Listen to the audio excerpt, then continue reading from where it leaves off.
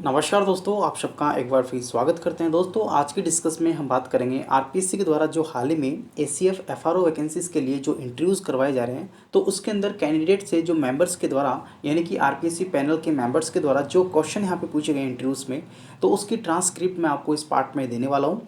आपको बता दूं, बाकी जो पार्ट्स हैं वो भी आपको इसी प्लेलिस्ट में अवेलेबल हैं, वहाँ से आप इसको जाके उनको देख सकते हैं। नए कैंडिडेट्स के लिए काफ़ी हेल्पफुल होंगे। एक आप देख सकते हैं काफ़ी हेल्पफुल यहाँ पे एक गाइड के रूप में आप इन क्वेश्चंस को देख सकते हैं कि यहाँ पे हाल ही में जो कैंडिडेट्स हैं उनसे किस प्रकार के कौन कौन से बैकग्राउंड से यहाँ पे क्वेश्चन आरपीएससी मेंबर्स के द्वारा पूछे जा रहे हैं। सभी आपके लिए काफ़ी इंपॉर्टेंट होंगे आने वाले इंटरव्यूज़ के लिए। तो आप देख सकते हैं बाकी कैंडिडेट्स का जो इंटरव्यूज़ यहाँ पे बचा हुआ है, तो उन कैंडिडेट्स के लिए काफ़ी हेल्पफुल होगा और जिनके इंटरव्यूज़ होने वाले हैं तो उनके भी लिए काफ़ी इंपॉर्टेंट होगा। बाकी पार्ट्स आपको प्लेलिस्ट में मिल जाएंगे, वहाँ से आप देख सकते हैं।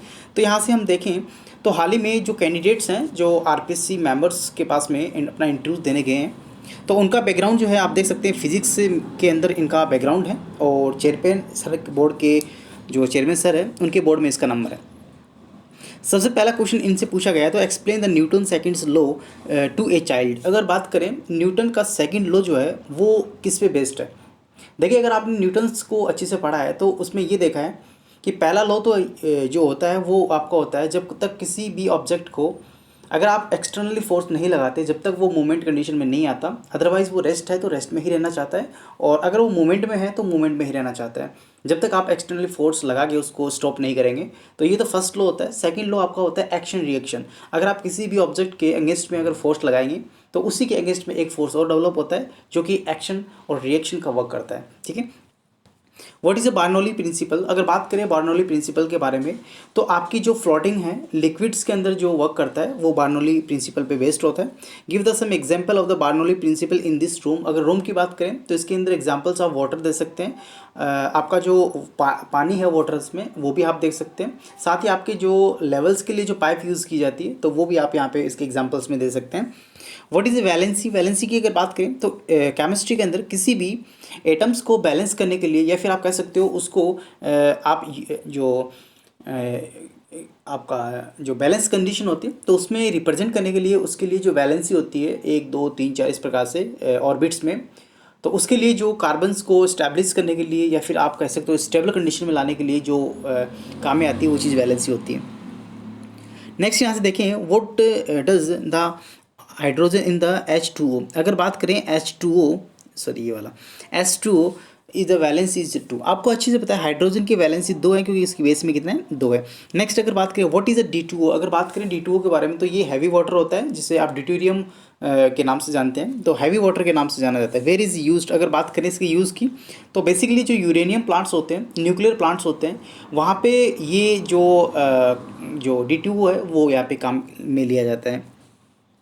उसके बाद में give the 2 example radio active isotopes की। अगर एग्जाम्पल्स की बात करें तो आइसोटॉप का मतलब होता है जब किसी भी एटम है तो उसके एटॉमिक नंबर अगर इक्वल हो जाते हैं और उसका जो एटॉमिक मास जो है वो अनइक्वल हो जाता है, तो उस कंडीशंस में उसको आइसोटॉप कहते हैं। उसके बाद में application of the radio active isotopes with examples की बात करें तो इसमें एग्जाम्पल आपको देना है। नेक्स्ट व्हाट योर व्यूज़ और इको टूरिज्म।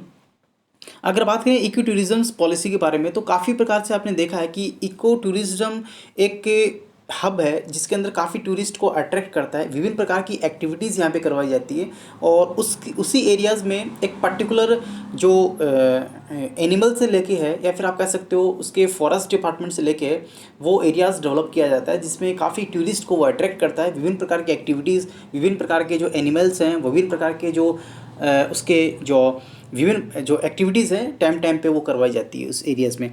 उसके बाद में is not the eco tourism harmful for the forest. अगर इको टूरिज्म की बात करें, अगर बार बार अगर फॉरेस्ट के अंदर बाहर के लोग विजिट कर रहे हैं या फिर आप कह सकते हो कि वहाँ पे काफ़ी प्रकार के जो आवागमन है टूरिस्ट का, तो वो क्या फॉरेस्ट को यहाँ पे उसके डिसएडवांटेजेस होंगे। उसके बाद में अगर आप यहाँ पे एक पॉइंट रखें तो वो रख सकते हैं कि इसमें काफ़ी यहाँ पे फॉरेस्ट डिपार्टमेंट्स को इनकम भी डेवलप होगी क्योंकि बाहर के लोग टिकट कटाएंगे और टिकट कटा के जो आपके जो एरियाज़ को है या फिर आपके पर्टिकुलर जो इकोसिस्टम है उसको विजिट करेंगे, तो ये आपका इकोनॉमिक का एक रिसोर्स हो जाता है। नेक्स्ट अगर बात करें तो what's your views on what are the tribes next आपसे पूछा है why do we needs the relocate tribal other than the other infrastructure. अगर बात करें ट्राइब्स एरियाज़ की तो वो काफ़ी प्रकार के फॉरेस्ट में ही आपको यहाँ पे अच्छी से डेवलप्ड आपको मिलती है। आपने देखा हुआ काफ़ी अगर हम चले जाएँ अपने राजस्थान के अगर साउथ पोर्शन में चले जाएँ या फिर आप कहें तो आपका पूर्वी जो भाग है वहाँ पे चले जाएं तो काफ़ी प्रकार के वहाँ पे ट्राइब्स आपको मिलेगी। काफ़ी प्रकार के जो पीपल्स हैं वो आपके टीएसपी एरियाज कैंडिडेट्स मिलेंगे, तो वहाँ पे वो चीज़ें यहाँ पे वर्क करती हैं। Can the symptom next sorry यहाँ से देखिए symbiotic relationship between the tribes and forest maintain in case of the rising populations. अगर बात करें सिम्टॉय जो आपका सिम्बायोटिक रिलेशन होता है, देखिए सिम्बायोटिक रिलेशन का मतलब ये होता है कि जो व्यक्ति है जो वहाँ पे लोग रह रहे हैं ट्राइब्स एरियाज़ के, तो वो आपके फॉरेस्ट पे डिपेंड होते हैं और उन वहाँ का जो फॉरेस्ट एरिया होता है या फिर फॉरेस्ट के जो प्लांट होते हैं, एनिमल होते हैं, वो उस नेटिव जो स्पीसीज़ हैं जो पीपल रह रहे हैं वो उस पर डिपेंड होते हैं। यानी आपस में एक दूसरे के लिए जो वर्क है वो हेल्पफुल का काम करते हैं, तो वो चीज़ आपका सिम्बायोटिक रिलेशन कहते हैं उसको। Give the examples of the eco tourism. अगर आप इको टूरिज्म के एग्जाम्पल्स देना चाहें तो आप काफ़ी प्रकार के एग्जाम्पल्स को आप आपके टूरिस्ट हब से यहाँ पे कनेक्ट कर सकते हैं। Do you tribes Rajasthan needs developments, what is the status of the tribes in Rajasthan. अगर आपने देखा है राजस्थान की ट्राइब्स में काफ़ी प्रकार की स्कीम्स, काफ़ी प्रकार की जो योजनाएं हैं वो यहाँ पे चलाई जा रही है। अगर आप देखें तो बजट्स में भी काफ़ी प्रकार की योजनाएं यहाँ पे टाइम टू टाइम यहाँ पे लॉन्च की जाती है अपने जो स्टेट गवर्नमेंट के द्वारा। तो इसके अंदर इनको यहाँ पे डेवलप करने के लिए काफ़ी यहाँ पे योजनाएं चलाई जा सकती हैं। वहाँ के एरियाज़ को एजुकेटेड किया जा सकता है। वहाँ के एरियाज़ में प्रॉपरली आप जो आपके जो बेसिकली जो नीड है वो यहाँ पे पूरी कर सकते हैं। तो ये काफ़ी प्रकार के यहाँ पे इसके एग्जांपल हो सकते हैं। What was the vacuum bombs release by Russia. अगर बात करें रशिया के द्वारा जो हाल ही में वैक्यूम बम्स रिलीज़ यहाँ पे किए गए थे, जिसकी चेतावनी यहाँ पे यूक्रेन को दी गई थी कि वो अगर वो उसकी जो एटॉनमी है वो अगर उसको एक्सेप्ट नहीं की तो वो यहाँ पे इस प्रकार के बम्स हैं वो यहाँ पे लॉन्च करेंगे या फिर रिलीज़ करेंगे। तो ये इसमें भी काफ़ी प्रकार के यहाँ पे जो है एक करंट का इशू यहाँ पे है। उसके व्हाट इज़ द ट्राइबल सब प्लान्स। अगर बात करें ट्राइबल के सब प्लान कौन कौन से हैं तो वो चीज़ें आपको बता रही हैं। उसके बाद में हमारे पास में है what is the problem the Naxalism in the tribal areas में। आपको पता है काफ़ी प्रकार के ट्राइबल एरियाज़ में सबसे ज़्यादा नक्सलिज्म की जो प्रॉब्लम होती है, क्योंकि वहाँ के लोगों को प्रॉपरली यहाँ पे सब चीज़ें यहाँ पे अवेलेबल नहीं हो पाती, तो वो अपना रिसोर्स, अपने रोज़गार या फिर आप कह सकते हो अपनी जो एम्प्लॉयबिलिटी है वो फॉरेस्ट से ही यहाँ पे डेवलप करते हैं, फॉरेस्ट से ही वो जनरेट करते हैं। वहाँ के एनिमल्स को शूट करेंगे, उनके एनिमल को शूट करने के बाद में उसके जो गॉस है वो उसको सेल करेंगे। तो काफ़ी प्रकार की जो उनकी नक्सलिज्म है या फिर वहाँ पे जो बाहर के लोग आएंगे तो उनको यहाँ पे लूटना, डकैती करना, ये सब चीज़ें यहाँ पे देखी जाती है। या फिर किसी भी एरियाज़ को, पर्टिकुलर एरियाज़ को डिस्टर्ब करना, एनिमल्स है जो हैं वहाँ के उनको डिस्टर्ब करना, ये सभी चीज़ें यहाँ पे नक्सलिज्म में यहाँ पे देखी जाती है।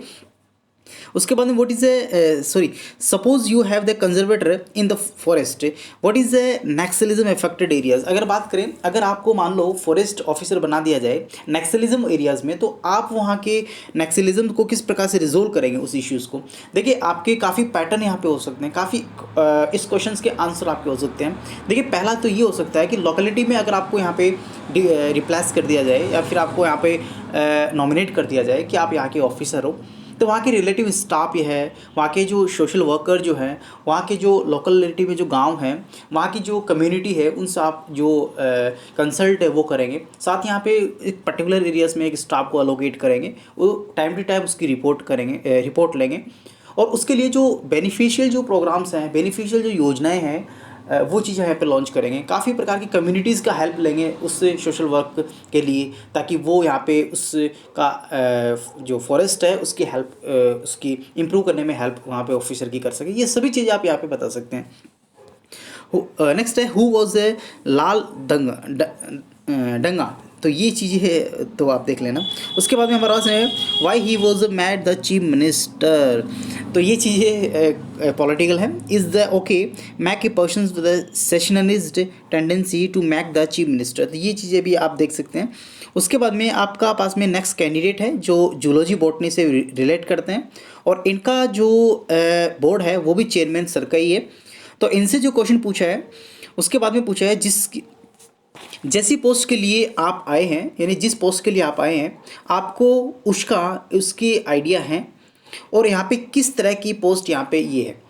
तो यहाँ पे चेयरमैन महोदय के द्वारा पूछा गया कि जिस पोस्ट के लिए आप लोग आए, क्या उसके बारे में आपको कुछ आइडिया है? अगर आइडिया है तो आप हमें बताइए, और यहाँ पे उस पोस्ट के लिए आप क्यों आए, तो ये चीज़ें आपसे पूछिए। तो आप कह सकते हो सर एक्चुअली अपनी योग्यता, अपनी क्वालिफिकेशन या फिर अपने जो टाइम को देखते हुए मुझे इस पोस्ट को चुनना पड़ा, और इसी में मेरा इंटरेस्ट डेवलप हुआ, और काफ़ी प्रकार के नेचर से मेरा अट्रैक्शन था, और पहले से मेरी जो सब्जेक्ट है वो जूलॉजी रहा है, और जूलॉजी में काफ़ी प्रकार के मैंने जो डेवलपमेंट है, काफ़ी प्रकार के जो इश्यूज़ हैं, काफ़ी प्रकार के जो प्रोजेक्ट हैं वो मैंने डील किए हैं, और उसी से मैंने काफ़ी प्रकार के जो अपने गोल हैं वो सेट किए, और उस गोल के अकॉर्डिंग मेरे लिए सबसे बेस्ट जो अपॉर्चुनिटी थी और वो आपकी एसीएफ था। तो ये आंसर आप यहाँ पे दे सकते हैं। नेक्स्ट हमारे पास में है टीचर्स एक के पीसफुल जॉब होता है, यहाँ की तरह नहीं है, तो ये चीज़ आप दे सकते हो, टीचर्स ये हैं। उसके बाद में हम बात करें नेक्स्ट, आपको किस सब में सबसे ज़्यादा इंटरेस्ट है, यानी कौन से सब्जेक्ट में सबसे ज़्यादा इंटरेस्ट आपका है, तो आप कोई भी सब्जेक्ट आप चुन लीजिएगा, वो आपका अकॉर्डिंग हो जाएगा। उसके बाद में हमारे पास में नेक्स्ट है, आपकी अब तक की गवर्नमेंट के द्वारा वाइल्ड लाइफ प्रोटेक्शन के लिए ली गई जो फेवरेट स्कीम्स हैं वो कौन सी हैं, जो वाइल्ड लाइफ एस्पेक्ट में है, तो वो चीज़ें तो आपको ही आप अपने लेवल पे दीजिएगा।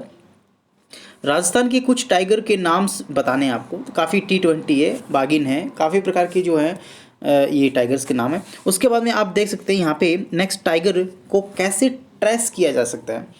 तो टाइगर को ट्रेस करने के लिए काफ़ी यहाँ पे हमारे पास टेक्निक्स होती हैं। पहले आपका फुट वाली होती है कि किसी भी लैंड्स पे जब उसके पंजों के निशान हैं, उसके पैर के निशान देखे जाते हैं ताकि उसकी पॉपुलेशंस को मेंटेन किया जा सके, कैलकुलेट किया जा सकते हैं। सेंसर फैसिलिटीज़ भी यहाँ पे फॉरेस्ट में लगाई जाती है, काफ़ी प्रकार के CCTV कैमरास भी यहाँ पे लगाए जाते हैं। तो ये सभी जो है वो टेक्निक्स है, आप दे सकते हैं एग्जाम्स, इंटरव्यूज में इनका नाम दे सकते हैं।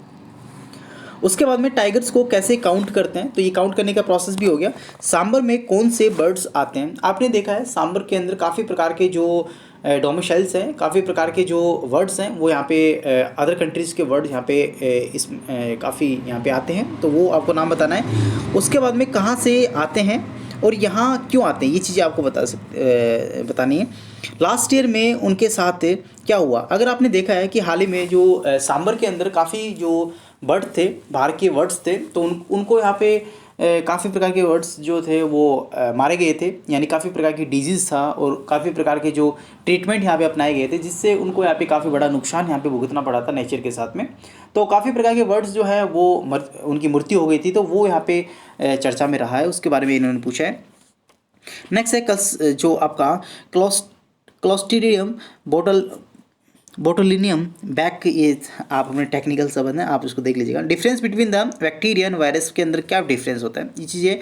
कोरोना कैसे हुआ, ये चीज़ें आपको बतानी है। कौन सा 2 फेमस कंपनीज़ हैं जो वैक्सीन हाल ही में इंडिया में बनाई हैं, तो उन कंपनीज़ के नाम आपको बताने हैं। उसके बाद में हमारे पास है वैक्सीनेशन, और वैक्सीनेशंस के द्वारा सबसे पहले आई 2 वैक्सीन के नाम आपको बताने हैं इंडिया में। कोविशील्ड एंड कोवैक्सीन इंडिया की है, इसके बारे में आपको बताना है। उसके बाद कंपनीज़ का नाम है जो जिन्होंने इनको बनाया है। वायरस से होने वाली डिजीज़ के दवाई यहाँ पे क्या है, वो चीज़ आपको बतानी है। नेक्स्ट आपके पास में वायरस को लिविंग और नॉन लिविंग के बीच कनेक्टिव लिंक्स कैसे करते हैं, वो चीज़ें है। क्या कोरोना की कोई दवाई अभी तक बनी है, तो ये चीज़ें। उसके बाद में हमारे कॉकटेल ड्रग्स क्या है, इसके बारे में बताना है। टीचर्स की जॉब में क्लास शेड्यूल टाइम्स सब फिक्स है। इस सर्विस में बहुत टफ सिचुएशन होगी, जैसे ही आप यहाँ पे आपका सरिस्का के अंदर हाल ही में फायर यहाँ पे हुआ है, तो काफ़ी टफ प्रकार का जॉब ये माना जाता है। हाई प्रेशर देखने को मिलता है, काफ़ी प्रकार के पॉलिटिकल प्रेशर आपको देखने को मिलते हैं। क्या इसको आप एक्सेप्ट कर पाएंगे, तो ये चीज़ें आप जॉब में आने से पहले इन चीज़ों के आंसर आपके पास में होने चाहिए, क्योंकि अभी आप एटलीस्ट आप टीचर हैं और ACF के अंदर आप आना चाहते हैं, तो इसके लिए क्या आपके पास में जो है गोल सेट करेंगे, किस प्रकार से इसको यहाँ पे इस जॉब को लेके चलेंगे, ये सभी चीज़ आपको इसमें बतानी है। उसके बाद में आप नेक्स्ट है हमारे पास में, आप यहाँ से देखें आपने अभी तक नेचर्स के प्रति इंटरेस्ट के लिए क्या क्या किया है, तो वो चीज़ पूछिए। उसके बाद में रोहिडा के पौधे जब यहाँ पे जाएंगे, ये देख सकते हैं, उनकी क्या सस्टेन है, ये भी देख सकते हैं। उसके बाद रोहिडा को टिम्बर के रूप में यूज़ लिया जा सकता है, तो ये आप देख सकते हैं। स्ट्रेट ट्री का यहाँ पे पूछा है। उसके बाद में खेजड़ी को बोटनिकल जो नेम है वो पूछा है, उसके बेनिफिट्स पूछे हैं। उसके बाद में वलियुती बबूल जो विलायती बबूल है उसके बारे में पूछा है, उसका बॉटनिकल नेम्स क्या होता है। उसके बाद में खेजड़ी कबूल क्लॉज रिलेटेड आपस में रिलेटेड होते हैं, उससे पूछा है क्या कारण है कि इसके आसपास कुछ उगता नहीं है। तो आपने देखा है कि विलायती बबूल के आसपास में कोई भी अन्य जो शर्ब होती है, अन्य जो घास होती है, अन्य प्रकार के जो पेड़ होते हैं वो यहाँ पे डेवलप नहीं हो पाते। तो उसका मुख्य कारण क्या रहा होता है। गूगल के नाम आपने सुना है तो उसके बारे में पूछा है क्या पाया जाता है, ये चीज़ें कहाँ पाया जाता है। उसके बाद में आपको पूछा है कि क्या ये कहाँ मिलता है, ये चीज़ आप देख। Importance of the Google trees के प्रोडक्ट में रेड डेटा बुक्स क्या है, उसके एंडेंजर्ड एंड थ्रेटन्स स्पीसीज में क्या डिफरेंसेस होते हैं। तो दोस्तों ये हमारे पास में इस पार्ट्स में हमने डिस्कस किया, जो कि हाल ही में आरपीसी इंटरव्यूज़ के दौरान जो एसीएफ एफआरओ के रूप में यहाँ पे लिए जा रहे हैं आयोग के द्वारा, उसके अंदर इंटरव्यूज़ के अंदर पूछे गए वो क्वेश्चंस हैं जो कैंडिडेट के द्वारा यहाँ पे शेयर किए गए हैं, और कैंडिडेट के द्वारा अपने एक्सपीरियंस को सभी कैंडिडेट्स में शेयर किया गया है, जो कि मैंने इस वीडियोज़ के माध्यम से आप तक पहुँचाने की कोशिश की। तो उम्मीद करता हूँ आपको ये वीडियो अच्छी समझ में आएगा। दोस्तों आपसे कहना चाहूँगा जिन लोगों ने अभी तक इस चैनल को सब्सक्राइब नहीं किया, यार चैनल को सब्सक्राइब करो, क्योंकि आपका सपोर्ट हमारे लिए काफ़ी इंपॉर्टेंट है और हम इससे भी बेहतरीन वीडियोज़ लाने की कोशिश करते रहते हैं। थैंक यू, धन्यवाद।